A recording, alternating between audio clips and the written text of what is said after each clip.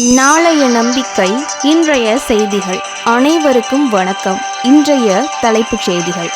பெஹல்காம் தாக்குதல் மற்றும் நடவடிக்கைகள் குறித்து அனைத்து கட்சி கூட்டத்தில் மத்திய அமைச்சர்கள் விளக்கம்.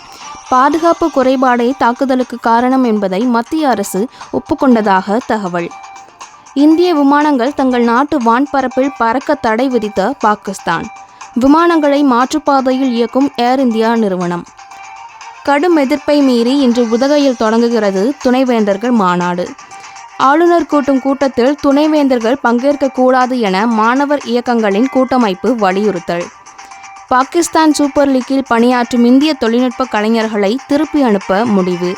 காஷ்மீர் தாக்குதலை அடுத்து இரு நாடுகளுக்கும் இடையே பதற்றம் நீடிப்பதால் நடவடிக்கை. IPL கிரிக்கெட் தொடரில் ராஜஸ்தான் ராயல்ஸை மீண்டும் வீழ்த்திய பெங்களூரு 11 ரன்கள் வித்தியாசத்தில் வெற்றி பெற்று அபாரம்.